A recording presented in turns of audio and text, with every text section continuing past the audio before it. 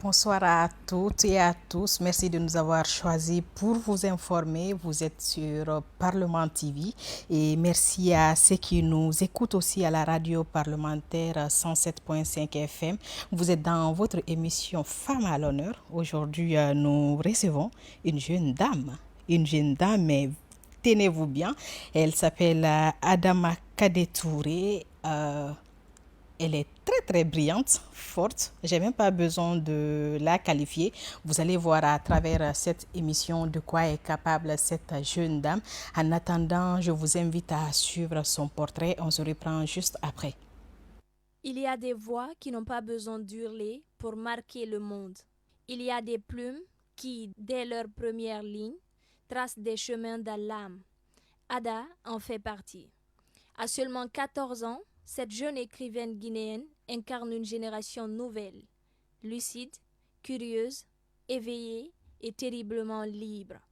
Entre les pages de son cahier et les étoiles qu'elle observe avec passion, Ada invente un univers où l'imagination tutoie la réalité et où chaque mot devient un acte de résistance.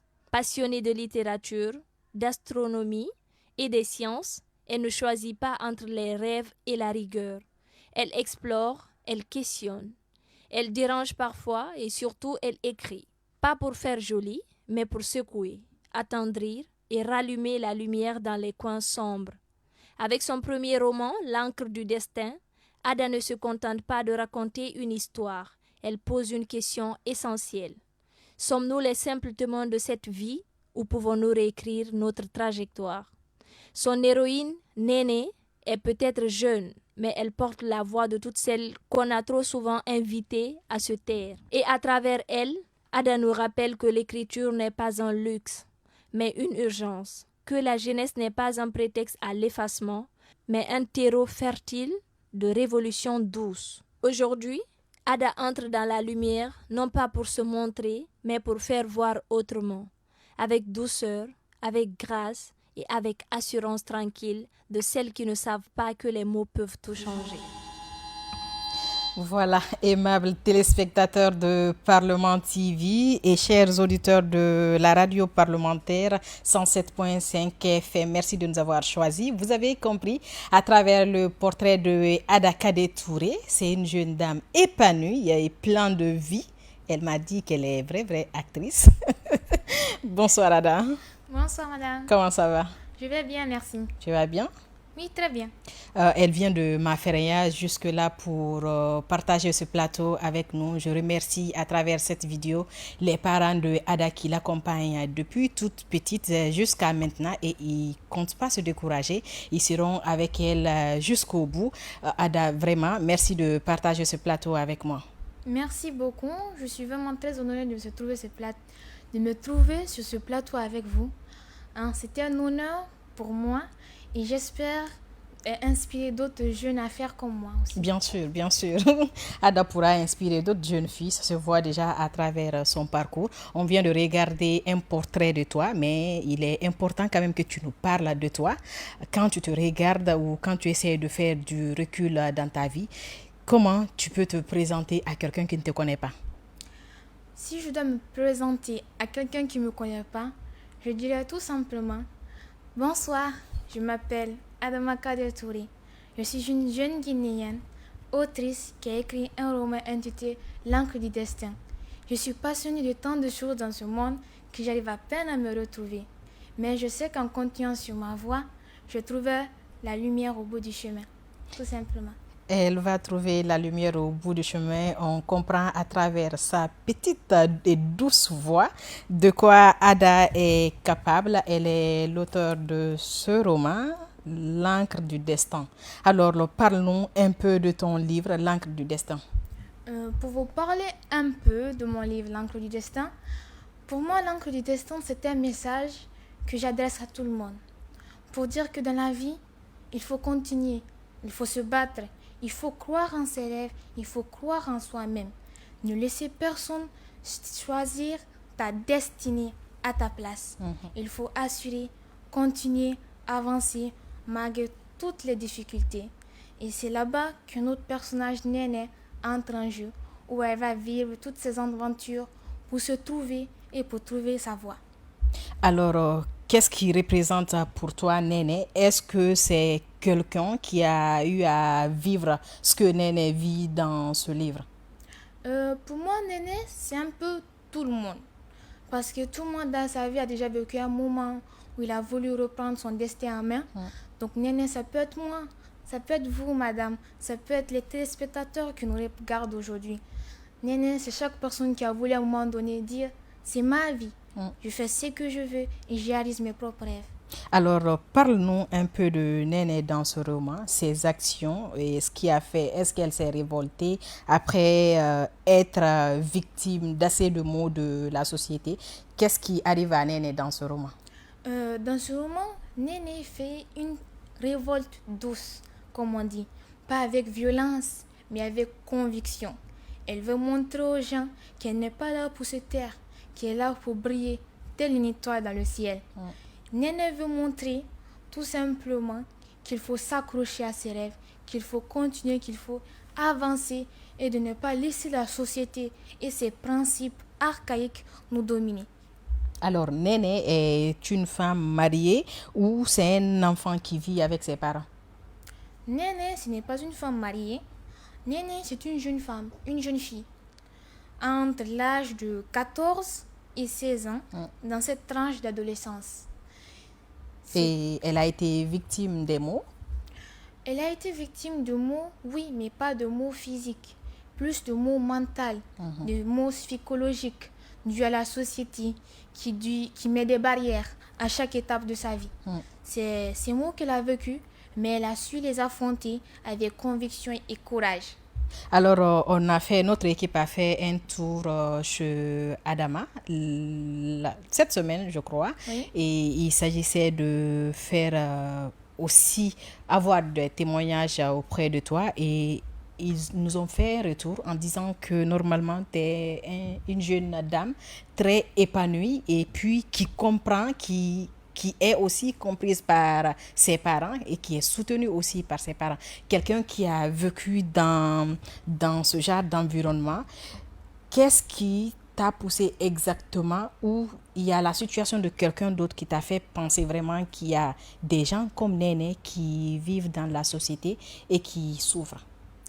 En fait, moi, j'ai grandi dans un événement assis où maman et papa t'aiment, te soutiennent dans tout ce que tu fais. Mais malgré que j'étais dans ma bulle, j'étais dans une bulle transparente. Je voyais les souffrances des autres vies. Je voyais que eux, les parents n'étaient pas comme les miens. Je voyais qu'ils souffraient, qu'ils ne pouvaient pas réaliser leurs rêves, qu'ils ne pouvaient pas s'exprimer comme ils le voudraient. Alors je me suis tout simplement dit, pourquoi pas être la voix qui les guide, la voix des invisibles, être la voix des oubliés, pour dire à ces gens qu'ils ont quelqu'un qui peut les aider, qui n'ont qu'à continuer et qu'on sera avec eux. En réfléchissant aujourd'hui à l'âge que tu as, on se dit quand même que c'est incroyable de produire ce genre de roman. Donc, comment tu te sens parmi tes amis? Parmi mes amis, je me sens assez fière, on va le dire, d'avoir écrit ce roman. Mes amis aussi sont fiers de moi. Ils ont dit, waouh, notre ami a pu faire cela. Et je me sens reconnaissant parce que c'est tout mon entourage qui m'a inspiré à écrire ce livre. Toutes leurs difficultés, leurs problèmes, leurs avancées, je me suis inspirée de tout ça pour écrire L'encre du destin. Donc, en quelque sorte, c'est eux aussi qui font partie de L'encre du destin. Parle-nous un peu de ton enfance. Comment ça s'est passé? De quelle histoire tu te rappelles exactement? Mon enfance, j'étais une fille très joyeuse. J'aimais beaucoup parler. J'aimais écrire. Je jouais avec les papiers. J'étais souvent dans des studios avec ma famille. Quand mon papa avait un studio, il faisait des enregistrements. Donc j'étais souvent derrière la caméra. J'apprenais à faire des montages. Je voyais les réalisateurs. Donc j'ai grandi dans un milieu comme ça, où on vit très bien avec ses frères, sa famille, tranquille avec toutes ses passions. Un souvenir qui m'a beaucoup marqué quand j'étais enfant, c'est que j'aimais beaucoup me filmer. Je prenais le téléphone de ma maman, de mon papa, je filmais, je faisais des mini-reportages. Je ne savais pas pourquoi je faisais ça, mais j'aimais bien me voir à la caméra. J'aimais bien filmer le monde. J'aimais bien interviewer mes parents, mes petits frères et même les passants. Est-ce que tu as une fois pensé être journaliste? Oui, à un moment donné, j'ai pensé être journaliste. C'était même un de mes plus grands rêves. Mais avec le temps, j'ai pris une autre route. J'ai décidé de devenir écrivaine, réalisatrice et travailler aussi un peu dans la technologie. Peut-être que le rêve n'est pas encore, on ne va pas dire que ce rêve ne pourra pas se réaliser parce que tu es encore jeune. Qui sait, peut-être à l'université ou après les études, tu pourras toujours faire du journalisme. En tout cas, si c'est une passion pour toi. Oui, c'est une passion, mais vous savez, il y a la passion et le passe-temps. Le journalisme, c'est une chose que j'aime parce que j'ai grandi dans ça avec mon père. Donc, je sais qu'un jour, peut-être, je ferai en occasion pour aider. Voilà. Alors, aimables téléspectateurs de Parlement TV, merci à vous qui nous suivez dans Femmes à l'honneur et ceux qui nous regardent aussi sur la radio parlementaire 107.5 FM. Nous sommes avec Ada Kadetouré, écrivaine du roman L'encre du destin. L'encre du destin. Alors, Ada est venue aujourd'hui avec ses parents. Il y a son père qui est derrière ce studio qui l'attend et qui nous a dit à travers une vidéo qu'il est vraiment fier de toi. Est-ce que tes parents te disent souvent qu'ils sont fiers de toi? Mes parents, ils me disent quelquefois, mais pas trop, pour ne pas que je prenne la grosse tête. Les parents sont tous fiers de ça. Mais je vois dans leur regard qu'ils sont heureux. Ils disent, ma fille a fait quelque chose, c'est bien. Mes efforts ne sont pas partis en vain. Donc, ils sont vraiment heureux de ça et on voit ça dans leur regard. Ça t'a pris combien de temps pour avoir ce petit bébé? Pour écrire ce petit bébé, je vais dire j'ai commencé à l'âge de 11 ans. À partir du moment où je faisais où j'avais commencé à lire beaucoup de livres. Donc jusqu'à 14 ans, ça m'a pris environ 3 ans. Parce qu'à des moments, j'écrivais, j'arrêtais, je m'inspirais, je recommençais jusqu'à avoir ce bijou. Est-ce que il t'arrive à l'école tu es toujours première, c'est ça? Je suis à peu près toujours première, sauf quelques fois. Qui te remplace parfois? Dans mon cursus du collège jusqu'au lycée maintenant, j'ai toujours été première sauf 2 fois. Oui, en 10e année, j'ai été 3e. Et en 7e année, j'ai été 2e. Et normalement, dans les classes, pas forcément d'examen, quelle est la personne qui te dépasse? Comment est ta relation avec cette personne? La personne qui me dépasse, le plus souvent, je reste amie avec la personne. Et je me dis dans ma tête, tu m'as dépassé certes, mais je t'ai dépassé aussi. C'est parce que j'ai cette conviction que si une autre personne peut te dépasser, toi aussi tu peux apprendre de cette personne et continuer pour avancer plus. Et j'ai cette petite habitude, quand quelqu'un me dépasse, je deviens automatiquement amie avec toi parce que je vais apprendre à te connaître. Une personne qui me dépasse, c'est une personne exceptionnelle. Ça veut dire que tu as fait des efforts, tu as travaillé, donc pourquoi pas être amie avec toi? Tu crois que tous les enfants sont intelligents? Tous les enfants sont intelligents, mais c'est la manière dont il est intelligent. Certaines personnes sont douées dans un domaine et d'autres ne le sont pas. Il faut juste savoir où tu es bien et où tu ne l'es pas. Et tu trouveras directement, ton intelligence sera là-bas.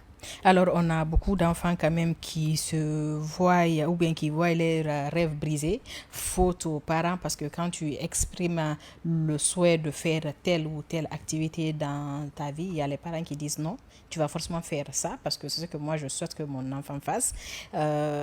Est-ce que tu crois que si tu avais ce genre de parents, tu pourrais être ce que tu es aujourd'hui? Là, je me vois difficilement. Je comprends à quel point le soutien familial et parental est super important dans l'avenir d'un enfant. Mais je me dis, si on t'a donné des parents pareils, là c'est à toi maintenant de prendre cette charge sur toi.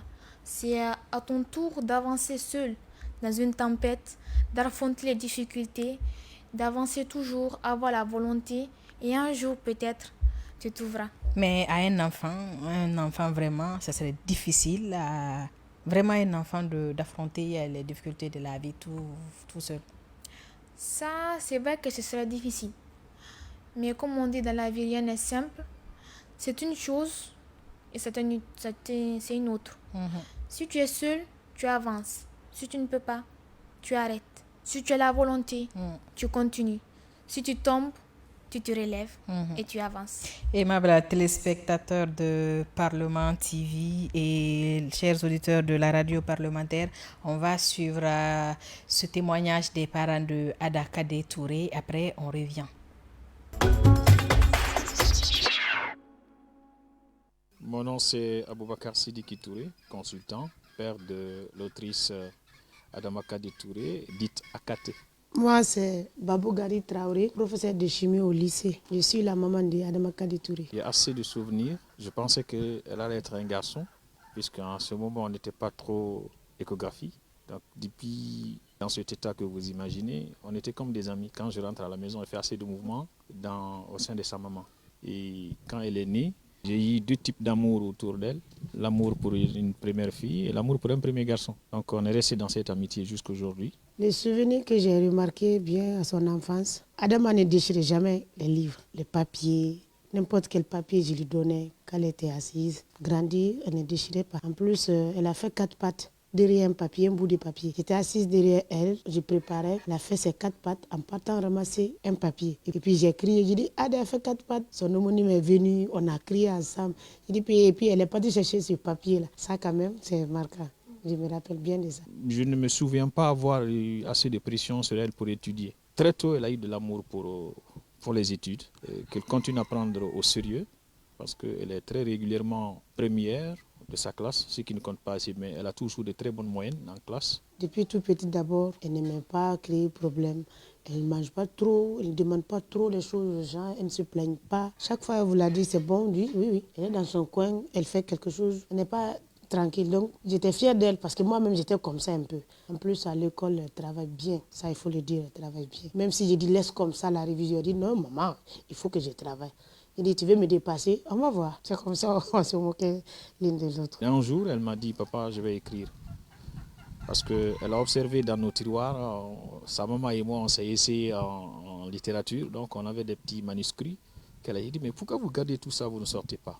Alors, moi, je vais écrire un jour et je serai une écrivaine. Aujourd'hui, elle a écrit un roman qui parle des gens de son genre, qui parle des gens de sa génération. Et ça, c'est un niveau important de fierté face à ma fille. C'est pas facile quand même pour tout parent, surtout quand on veut laisser un enfant faire ce qu'il veut, le soutenir. Ça dépend beaucoup de sacrifices, oui. Je laissais les travaux ménagers, par exemple, si elle veut réviser, moi-même j'ai fait à sa place. Il dit, on va réviser. Mais si elle a un programme avec ses élèves et qu'elle devrait nettoyer la maison ou bien préparer, je peux le faire à sa place. Comme d'autres parents à mon époque ne nous laissaient pas faire ça. Quand même ça, on s'est sacrifié pour des côtés pareils là, pour elle. À un moment donné, j'ai sacrifié ma carrière. J'ai commencé journaliste. J'étais consultant pour des institutions internationales. Nous vivions dans un milieu, la capitale, ce n'était pas évident. J'ai vu que je ne pouvais pas avoir suffisamment de temps pour dire à mes enfants qu'est-ce qu'il faut faire. Et j'ai donc décidé de venir en zone rurale, aujourd'hui Maféria, qui est aussi en train de devenir une capitale. Le temps qu'on a eu nous a rapprochés. Je ne partais pas assez au travail. J'avais une certaine autonomie à travers l'entrepreneuriat. Ça m'a permis d'être proche de mes enfants, de les écouter, de leur dire je pense que ça c'est bien, ça c'est pas bien. Et je pense que ça leur a permis d'avoir, elle n'est pas seule, de leur permettre aujourd'hui de voir petit à petit leur chemin. Et elle commence et ça me motive davantage à suivre tout le monde jusqu'à un très bon niveau. J'aime bien son dynamisme, elle aime foncer devant, elle voit même plus que ce qu'elle est ici aujourd'hui. Elle prépare déjà ce qu'elle doit faire à l'université, elle me dicte tout ça, elle dit hey, je ne peux pas retenir, il faut écrire, tu m'envoies par WhatsApp. Parce que moi je ne retiens pas les choses. J'aime sa passion. Elle a une passion pour tout ce qu'elle aime. Elle se bat, elle sait de défendre sa passion. Très jeune âge, elle dit, papa, je ne suis pas d'accord. Et je ne pense pas que ça soit vrai. Je dis, alors explique-toi. J'aime ça chez elle. Quand elle est d'accord, elle est d'accord. Si elle n'est pas d'accord, elle n'est pas du tout d'accord. Je crois qu'elle a 14 ans juste, mais elle ne s'est pas donné plusieurs voies. Elle s'est fixée une voie qui est tout de suite visible. La femme qui doit écrire, la femme qui doit avoir un métier à la mode ou en vogue, quelque part quelqu'un qui fait un retour à sa famille en matière de bien-être. Ces choses-là, j'apprécie ça beaucoup chez elle. Je dirais de continuer, de prendre du courage, c'est pas facile. Et de lever toujours la tête. La vie, c'est comme ça. On trébuche, après il faut te lever. Il ne faut jamais abandonner ce que tu entends. Je vais lui dire courage, lui dire que je suis fier d'elle, mais j'attends encore beaucoup d'elle. Parce que ce n'est pas moi seul. Il y a sa famille, il y a la communauté, et à la nation tout entière qui attend de chaque fille, de chaque fils de ce pays. Et elle en est une et il faut qu'elle mérite l'attente. J'ai un bon sentiment et puis je prie Dieu que Dieu la donne longue vie, la bonne santé, que Dieu la protège. Je l'aime bien, elle fait ma fierté parce que la fierté de toutes les mamans. C'est comme si elle faisait plus vite ce que moi je n'ai pas pu faire en si peu de temps. C'est le sentiment, chaque fois je dis est-ce que c'est pas la suite de moi? J'ai ce sentiment parce que tout ce que je n'ai pas pu exprimer à un moment donné, imaginez, j'ai voulu écrire, je n'ai pas pu écrire jusqu'à aujourd'hui, elle a écrit. Je voulais être généralement quelqu'un qui guide d'autres personnes. Les conditions m'ont plutôt envoyé ailleurs et elle est en train de guider les jeunes parce qu'elle donne des formations, elle amène d'autres personnes à suivre un chemin, elle oriente les gens. Et ça, c'est comme si elle a de commencer là où moi je suis arrivé un peu en retard. Donc, je vois comme si c'est une continuité de moi, de sa mère, de la famille. Voilà, c'était les parents de Adama. C'était les parents de Adama qui parlaient de leurs sentiments, de leur petite fille qui est en train de grandir petit à petit, aujourd'hui qui a 14 ans, mais qui fait pas quand même, qui joue pas un rôle d'un enfant de 14 ans. Alors, Ada, qu'est-ce que tu ressens en regardant cette vidéo? Ce que je ressens en regardant cette vidéo, c'est de la joie, du ressentiment, pour dire je les remercie de tout ce qu'ils ont fait. C'est un sentiment d'honneur. Et pour dire à mes parents, je les remercie pour tout ce qu'ils ont fait pour moi. Car c'est grâce à eux que je suis devant vous ici, que j'arrive à parler à la télévision, que j'arrive à écrire. C'est grâce à leur soutien. En regardant ce témoignage, je me souviens de tout ce qu'ils ont fait, de tout ce petit mimique que je faisais souvent, de toutes ces fatigues, de tout le soutien et de tout l'amour qu'ils m'ont apporté. Je les remercie vraiment, énormément. En regardant la vidéo, je faisais la part des choses. Quand c'est maman qui parle, tu es là, tu souris, tu souris. Et quand c'est papa qui parle, tu es là, ok. Ah, le problème, c'est que ma maman, c'est comme une amie pour moi. Ma maman, c'est comme une sœur. Ma maman, c'est ma maman. Et mon papa, pour moi, c'est un encadreur. Une personne qui me suit, une personne qui m'apprend. Donc, tout ce qu'il dit, on prend avec sérieux. On écoute, on enregistre. Ma maman, c'est ma conseillère. Donc, avec elle, je parle plus librement. Je parle avec joie, avec plus de simplicité. C'est mon amie, tout simplement, maman. Est-ce qu'il y a un tabou entre toi et tes parents? Un tabou entre moi et mes parents, je dirais peut-être le fait que je regarde peut-être trop la télé. Oui, depuis toute petite, j'aime bien regarder la télé. Pour moi, c'est un super divertissement. Donc, à des moments, je dirais un peu tard. Et mes parents disent, on ne laisse pas tard à la télé, tout le temps, va te coucher, repose-toi, fais ça, couche-toi. C'est parce que je suis quelqu'un qui n'aime pas dormir la nuit. Donc, mes parents sont toujours en train de contrôler, faut te coucher, dors, arrête de faire l'insomniaque, t'es pas un fantôme, couche-toi. C'est juste ce petit tabou qui est entre eux et moi, le fait que je ne dors pas trop la nuit. Ok, on a regardé la vidéo et à travers ces témoignages, nous avons compris quand même que les parents ont fait énormément de sacrifices pour toi jusqu'à ce que papa abandonne ses activités professionnelles pour surveiller ses enfants. Je ne vais pas dire toi seul, mais ça te fait quoi en tant que poids lourd que tes parents t'affirment qu'ils ont abandonné leur propre activité pour toi? C'est pour dire, on comprend que nous sommes leur avenir. Ça nous met une responsabilité pour dire que nous devons avancer, nous ne devons pas échouer, nous devons être le meilleur de la personne que nous devons être. Pour dire que leur sacrifice n'a pas été vain, que ce qu'ils ont fait, c'était pour le bien de leurs enfants. Et pour dire, oui, en fait, c'était pas si mal de sacrifier ces choses-là, car mon enfant a réussi. Et toi, ça te fait pas peur? Me faire peur? Moi, je dirais, si on sait bien gérer, non. Parce que tes enfants, c'est la chose la plus précieuse que tu as au monde. Faire des sacrifices, c'est dur, mais si ça en vaut la peine, c'est bien. Tu crois que ça en vaut la peine? J'espère.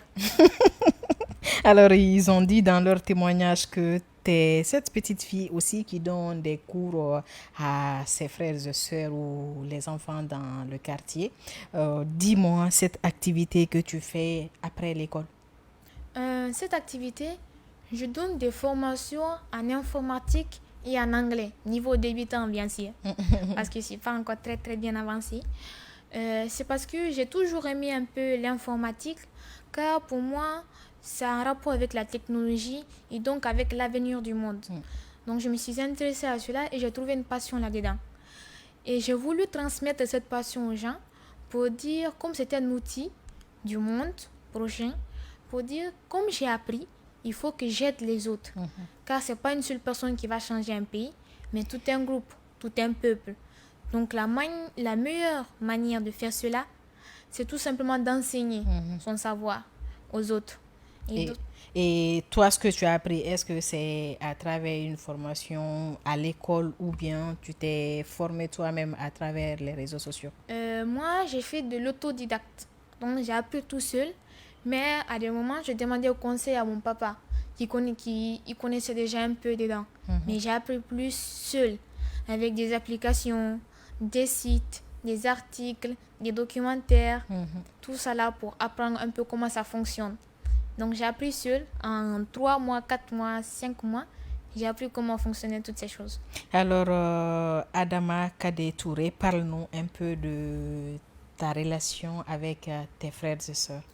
Ma relation avec mes frères et sœurs, on va dire, c'est le tourbillon. Vraiment. Un jour, on s'aime, un jour, se tourne les dos. Un jour, c'est la pagaille, un jour, c'est le sérieux. J'aime énormément mes frères et sœurs, car ils ont chacun une personnalité très marquée. L'autre, il aime ça, on les laisse là-bas. L'autre, il aime ça, il aime là-bas. Mais quand j'ai besoin d'eux, ils sont toujours prêts à m'aider. Il dit, je suis leur Gansada. C'est une abréviation pour dire grande sœur Ada. Ils m'aiment beaucoup et je les aime aussi. Même si à deux moments c'est comme la tempête entre frères et sœurs, on ne se comprend pas, à deux moments on se dispute, mais au final on se retrouve toujours au même lieu. Est-ce qu'ils sont jaloux de toi? Ils pensent que les parents te préfèrent plus par rapport à eux? Ils ne pensent pas cela. Ils sont plutôt fiers. Ils se vantent même, disant ma grande sœur a écrit un livre, donc moi aussi je vais faire cela. Depuis que j'ai écrit le livre, eux tous maintenant sont passionnés de littérature. J'ai dit intéressant. Moi, ça me rend fière que mes frères me suivent dans ce que je fais, qu'ils ne sont pas jaloux, qu'ils m'accompagnent. À des moments quand je suis épuisée, c'est eux qui viennent m'aider. Quand j'ai des choses à faire, ils font à ma place. Donc je les remercie sincèrement. Quel est aujourd'hui, en regardant ta maman, est-ce que tu as envie d'être comme elle? En regardant ma maman, oui, j'ai envie d'être comme elle, car c'est une personne avec énormément de volonté. Quand elle dit qu'elle veut faire une chose, elle le fera. Quoi qu'il se passe, elle va le faire. Quand elle se met un objectif, elle le fait. Quand elle dit aujourd'hui on fait ça, elle le fait. Donc j'aimerais bien être une femme comme elle, avec tant de volonté, tant de courage et aussi forte. On va encore se rappeler un peu de toi, mais un peu plus petite. Est-ce que tu te rappelles les quelques fois que tes parents t'ont frappé? Les quelques fois que mes parents m'ont frappé, là je n'ai pas un souvenir très clair, mais je crois qu'on m'a frappé une seule fois, car j'avais été méchante avec une personne. Je me souviens plus de la personne, mais je crois que j'ai été assez pas gentille avec un enfant. Je crois que c'était un enfant. Et ma maman m'a dit, non, dans la vie, c'est pas parce que quelqu'un est plus petit que toi que tu dois le prendre inférieur. Et ce jour-là, on m'a corrigé et j'ai appris une grande leçon. C'est pas parce qu'une personne est petite qu'il faut la sous-estimer, qu'il faut la rendre inférieure, qu'il faut la faire souffrir. Non. Vous êtes tous égaux dans la vie. Est-ce que tu peux faire la différence entre une personne orgueilleuse et une personne hautaine? Une personne hautaine, c'est une personne qui se croit trop et qui s'en vante, alors que cela n'est pas vrai. C'est une personne qui monte son estime, alors que ce n'est pas vrai. C'est une personne qui s'ajoute de la valeur, alors qu'il n'en a pas. Et une personne orgueilleuse, C'est une personne qui dénigre les gens, qui n'aime pas les gens, qui se croit en haut de tout le monde et qui pense que les autres sont inférieurs, tout simplement. Alors, Ada, on va un peu décontracter la situation. J'ai avec moi un petit questionnaire. Je vais te donner le petit bol et tu vas piocher 4 questions sans réfléchir à répondre directement. Ça s'appelle le face-à-face.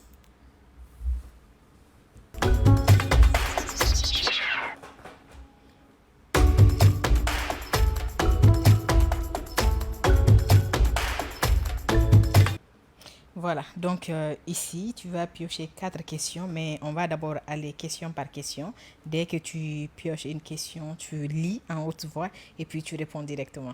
Ok.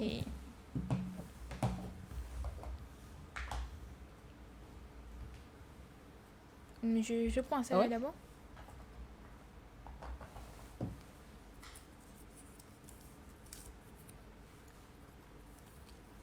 Une citation qui vous motive au quotidien.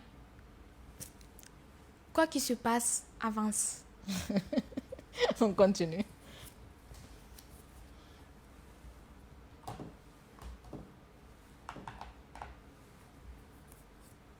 Si vous aviez l'occasion de changer quelque chose au CNT, ce serait quoi? Si je devais changer quelque chose au CNT, ce serait simple. Une approche plus douce, une approche un peu plus approfondie dans tout ce qu'ils font en tant que projet. Ne pas voir que la surface, rentrer en profondeur et comprendre même d'où vient le problème, l'origine du problème. On continue.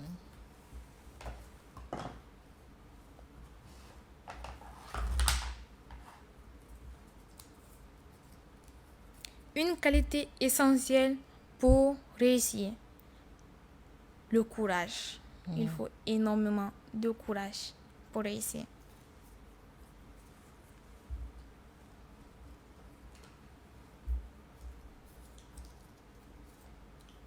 Un conseil que vous auriez recevoir plus tôt. Un conseil que j'aurais aimé recevoir plus tôt. Arrête de penser que tout le monde te juge. Ah, parce que tu penses que tout le monde te juge? Non, c'est fini. C'est fini, on va commenter la dernière question. Tu penses que tout le monde te juge? Pas forcément, mais dans ce monde actuel, on pense que tout le monde nous regarde. Que chaque geste, quelqu'un te voit. Que chaque parole que tu dis, quelqu'un est compte.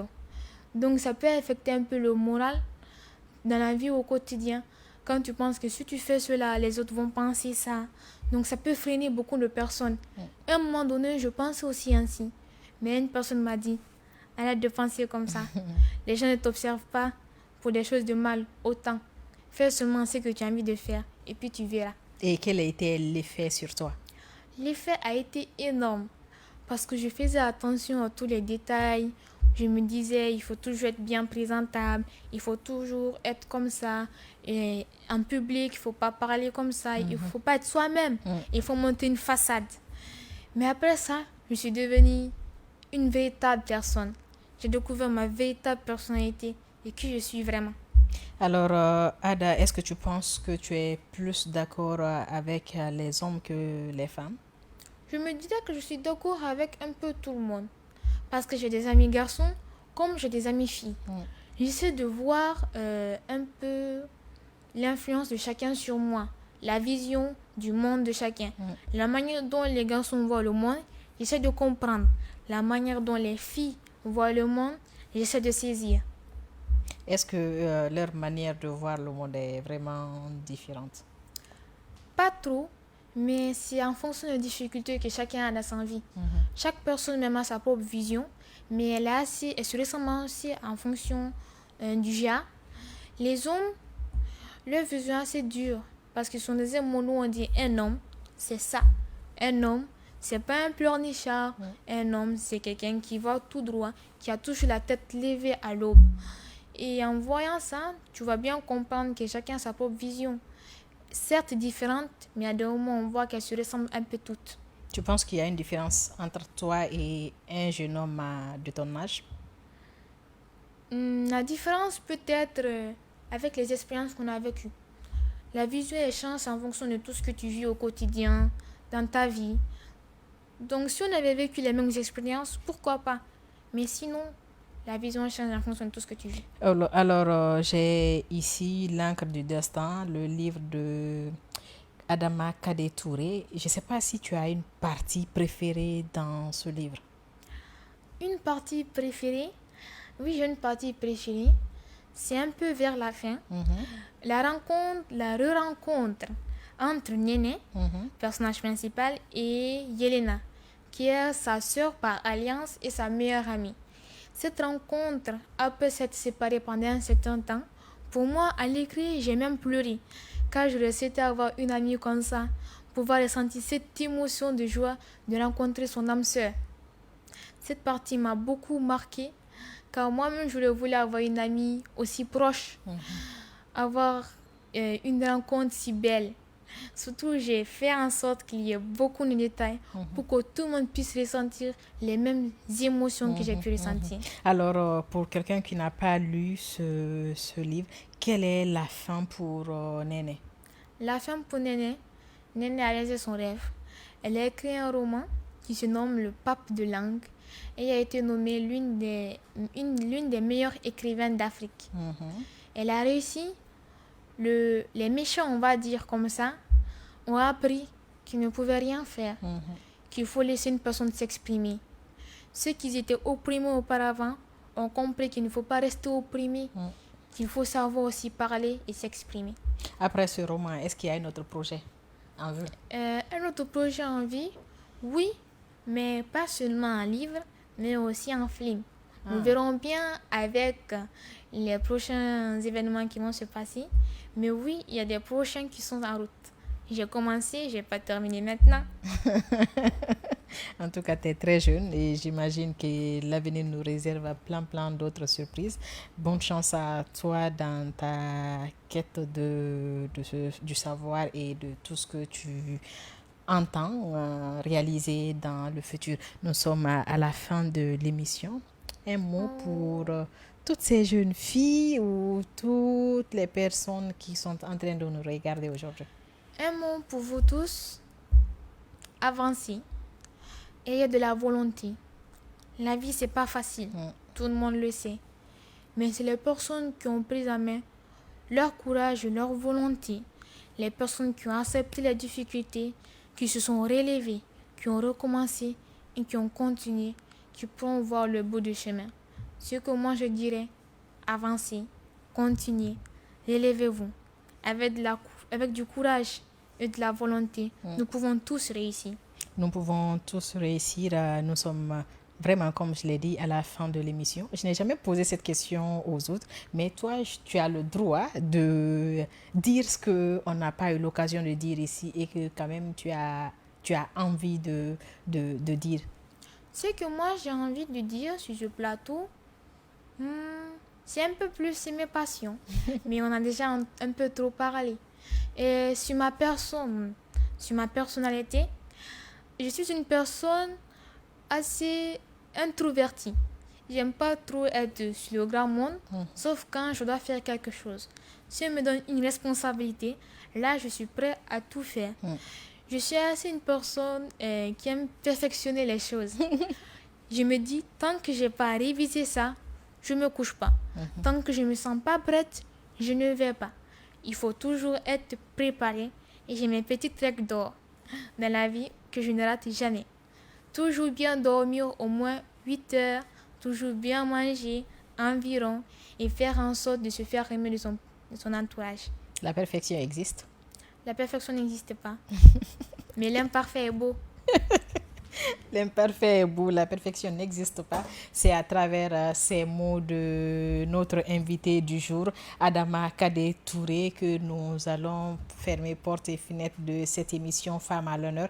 Merci à tous ceux qui sont en train de nous regarder sur Parlement TV et à ceux qui nous écoutent aussi sur la radio parlementaire 107.5 FM. On se reprend dans un autre numéro. Au revoir.